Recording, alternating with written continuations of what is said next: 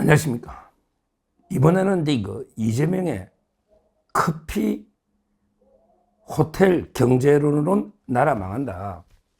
커피 경제학. 그리고 이거 호텔 경제학. 이거는 이거 듣도 보도 못한 가짜 사기 경제 이론입니다. 커피 경제론은 뭐냐? 이거는 이제 어제 방송을 했죠. 이재명이가 이거 계곡 정비할 때 당신들 원가 2만원짜리 닭 사가지고 1시간 동안 이 땀을 막 쭈뼛쭈뼛 땀을 흘리면서 삐질삐질 팔아봤자 3만원 남는데 그냥 그러지 말고 커피 팔면 120원 원가에 그들은 이거 8천에서 만원 팔면 많이 남지 않냐? 이런데 이거 말도 안 되는 이야기를 해서 커피 자영업자를 중심으로 모든 자영업자들이 분노가 폭발하고 있는 이런데 인식을 가진 자가 지도자가 되면 나라의 경제, 특히 자영업자들이 어떻게 되겠습니까? 그게 커피 경제론이고요. 이거는 어제 다뤘고요. 그 다음에 어제 토론에 또 이슈가 된 게 호텔 경제론입니다. 이것도 옛날에 이재명이가 한 8년 전에 한 번 떠들었는데 또 어제 이슈가 돼서 이준석이하고 이재명이가 논쟁을 벌인 이게 호텔 경제론입니다. 내용은 뭐냐? 이재명이가 옛날에도 한번 했는데 이번에도 군산 유세에서 호텔 경제론의 비유를 들었는데 내용이 뭐냐? 예를 들어 여행객이 호텔에 10만 원의 예약금을 지불했다. 10만 원인데 호텔 예약금을 냈는데 결과적으로 예약금을 나중에 취소하고 되찾더라도 그 사이에 경제는 엄청나게 성수 효과를 통해서 발전한다.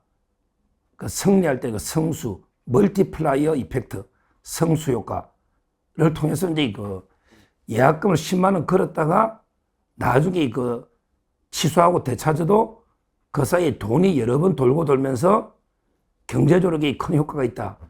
이런 데 비유인데요. 이 비유가 황당합니다. 자, 보십시오.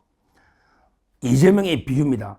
이런 일이 또 비유를 들어도 좀 실제 생활에 일어날 수 있는 이런 데 비유를 들어야 경제가 쏙쏙 생활 이게 와닿는데 이재명의 비유를 보세요. 어떤 사람이 호텔에 예약금 10만 원 걸었어요.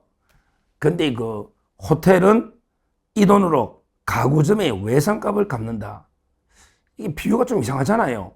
호텔이 가구점에 호텔 물론 처음에 인테리어 할 때는 가구 사오지만 거기에 외상을 내놨다가 그 예약금을 가구점의 외상값을 이게 가장 호텔이 많이 쓰는 겁니까? 이 비유 자체가 웃기잖아요. 하여튼 이재명의 주장은 10만 원 걸면 그걸로 가구점의 외상값을 호텔이 갚는다는 거예요.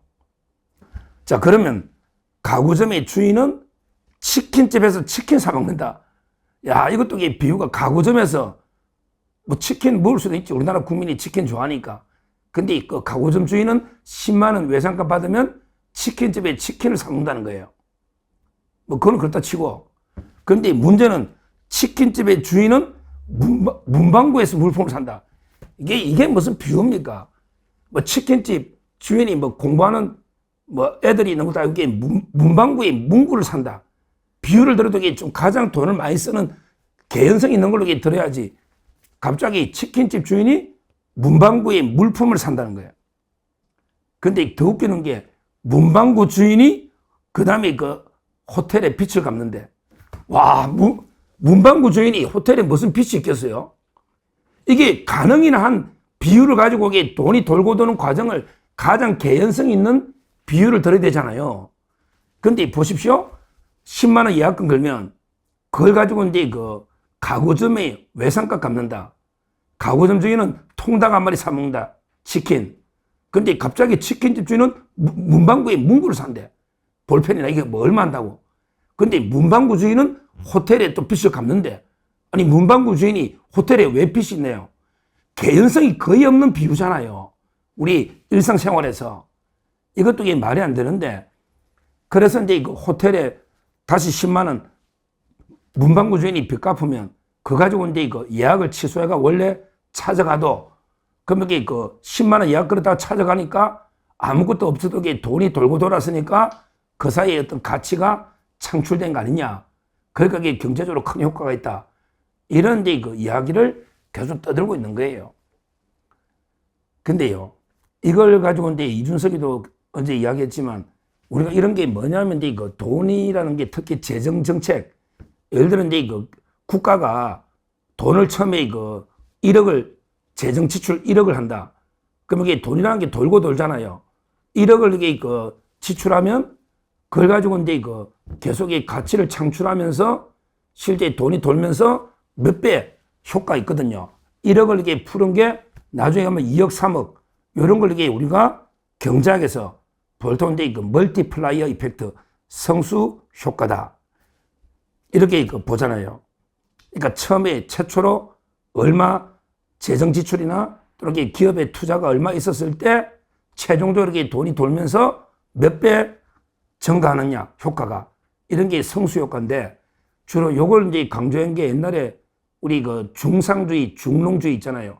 애덤 스미스 중상주의 또는 이게 뭐 옛날에 중상주의 그 다음에 그 중농주의 그리고 이제 뭐 자유무역 애덤 스미스나 리카르도 이런 게 경제학에 나오지 않습니까?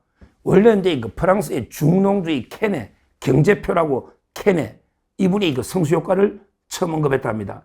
그리고 이제 그 케인즈가 많이 이야기했죠. 우리 경제학의 아버지 케인즈, 루즈벨트 그 경제 대공황 때 성수 효과. 아주 이제 그 불황일 때 정부 지출이 효과를 가져오는. 근데 여기에 대해서는 여러 이제 또 비판도 많아요. 예를 들어 정부가 지출할 때 이게 그냥 돈이 떨어지는 게 아니잖아. 국민들 걸 세금으로 거다가 쓰거나 아니면 이게 미래 세대 걸 빚내서 쓰거나 국민들한테 세금을 거다가 정부가 지출하면 민간 구축 효과랍니다. 민간이 쓸 걸 정부가 뺏었으니까. 그러면 이게 또 역효과 나고 구축 효과. 크라우딩 이펙트, 뭐 구축 효과가 있잖아요. 그 다음에 그 미래 세대 걸 빌려서 정부가 지출하면 부채 빚덩어리가 되는 거죠. 그러니까 이제 그 모든 게 완벽한 경제학은 없는 거예요. 뭐든지 이게 다 부작용이 있는 거예요. 하여튼 저는 아마 이제 이준석이도 그 성수 효과, 이런 식으로 무한 반복, 무한 동력을 말하느냐, 뭐 이러니까 이게 또 이재명이는 어제 말마다 얼무 부리고 너무 극단적인 가정한다고, 뭐 말만 하면 이게 극단적인 가정한데, 제가 한 6, 7번 들은 것 같은데, 극단적인 가정. 이재명 주위에 극단적인 선택하는 사람이 많으니까, 이놈이 워낙 극단적이니까 그런지, 어제는 이게 말만 하면 이게 본질을 회피해버리고, 토론을 안 해. 뭐 말만 하면 이게 말이 딸리니까, 아이고, 너무 극단적인 가정하시네요. 이러면서 이게 피해가버리는, 이런 데 그 행태를 어제 보이는데, 하여튼 그 논쟁은 미완성으로, 뭐 이준석하고 이재명의 논쟁은 제가 보기에 본질을 둘 다 피해가니까 뭐 둘 다 실력이 빤하죠. 그러다 보니까 이게 토론다운 토론은 안 됐는데, 하여튼 중요한 거는 저는 이게 그 호텔 예약금을 걸었다? 그런데 그걸 그대로 취소했는데 경제적으로 이게 효과가 있다? 이거야말로 이게 그 궤변 중에 저는 궤변이다. 이걸야말로 이게 그 한마디로 이게 그 예약해놨고 안 놓으면 노쇼 사기 경제학이 아니냐. 저는 이렇게 봅니다. 노쇼 사기 경제학이다. 왜? 한번 생각해 보세요. 예를 들어 그 예약금 걸었다가 계약금을 걸면 그 호텔은요. 그러면 이게 다른데 방도 못 주잖아. 일단 계약이 걸려 있는 이상. 그러면 이게 그 나중에 취소해가 안 오거나 취소하면요. 그러면 어떻게 돼요? 그럼 이게 빈 방으로 두게 때도 있고요. 이런 식으로 이게 다 예약했다가 취소하고 예약했다 취소하면요. 바로 이게 그 호텔 망합니다.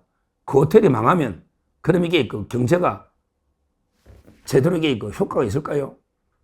우리 식당에 예약했다가 야 이재명이 네 말대로 하면 막 식당에 그럼 식당도 이게 예약했다가 취소하고 예약했다 취소하고 그러면 이게 그 식당 그러면 이게 그 경제가 잘 되냐?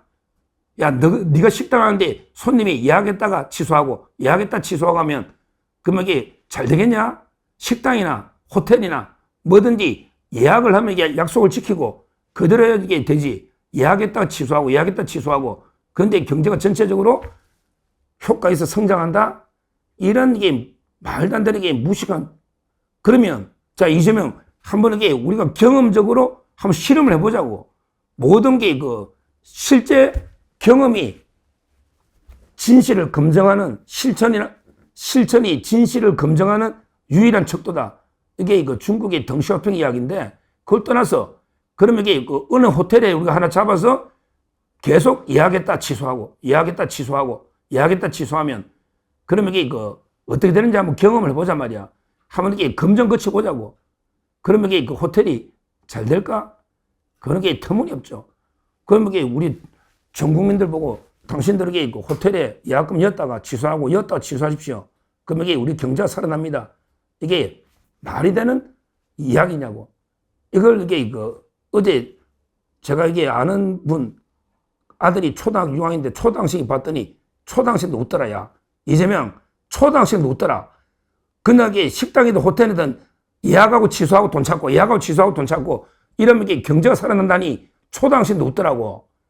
제대로 이게 뭘 알고 이야기를 해야지 진짜게 그 말도 안 되는 이런 데 그 뭐 완전히 뭐 어불성설 황당무계한 개변이다. 이렇게 저는 봅니다. 이재명 이자의 경제 인식이 이래요. 전에 그 커피 경제야 커피도 말도 안 되지만 이번에 그 호텔도요. 경제의 이론을 이게 완전히 제대로 이해를 못하니까 이런 일이 생기잖아요. 대표적인 게 그 문재인의 소득 주도 성장과 똑같지 않습니까? 문재인도 끝나 소득부터 올려주면 막 월급만 막 퍼주자 최저임금. 그러면 이게 당연히 월급을 많이 받으니까 소비를 많이 하고 소비가 하면 이게 생산이 늘고 그러면 이게 경제가 다 살지 않냐. 이런 게 초등학생 유치원생 수준의 이야기를 하니 야, 참 이게 그 인플레이션이나 다른 게 경제 변수는 안 보잖아. 막 돈을 풀어가게 월급 많이 올려주면 인플레이션이 되고 또 이게 기업이 비용 증가가 되면 기업이 망하는데 무슨 이게 선순환이 되느냐고요. 말도 안 되는 이야기를 하고 있는 거예요. 결국 저는 김문수 후보의 1호 공약이 일자리고요. 우리나라의 모든 성장이나 모든 문제는 결국 양질의 일자리 문제 아닙니까? 이것 때문에 결혼도 출생도 다 포기하는 M4 세대. 제일 중요한 건 양질의 일자리고요. 양질의 일자리가 되려면 기업이 뭔가 활기차게 기업이 제대로 활동할 수 있도록 그러면 어떻게 해야 됩니까? 제가 보기에 규제를 풀어야지. 기업한테 쓸데없는 규제를 풀어야 돼. 그리고 두 번째는 뭐가 중요합니까? 강경 노조 때문에 안 되잖아요. 강경 노조 때문에 누가 우리나라에 공장 지어요? 민노총이나 이런 거 없어요. 노동개혁을 해야죠. 그리고 이제 뭘 해야 돼요? 세금 폭탄. 아니 법인세 안 내는 나라도 있는데 법인세 22% 내라면 누가 이게 본사 둡니까? 이런 식으로 기업이 활동하기 좋도록 환경을 만들어줘야 그래야만 이게 양질의 일자리 생기잖아요. 이게 김문수 후보 경제운영의 핵심이거든요. 일자리. 그러기 위해서는 기업이 유치가 되고 기업이 정말 이게 자율적으로 창의적으로 일할 수 있도록 환경을 만들어줘야 돼요. 그게 바로 규제 완화, 그 다음에 노동개혁, 그리고 이제 세금 폭탄을 막아야 되잖아. 이러면 기업이 옵니다. 기업이 오면 양질의 일자리가 생기고, 그러면 청년들도 취업하고 결혼도 하고 출산도 하고 이렇게 선순환이 되는 거예요. 이게 경제의 핵심이란 말이에요. 어제 이재명이는 전부 본질을 빗나가는 아웃복싱으로 하고 어떤 분 하는데 제가 보기에 아웃복싱은 그건 전략이고 이놈에게 도망다니는 거야. 전부 본질을 회피하고 말만 하면 극단적인 가정하시네요.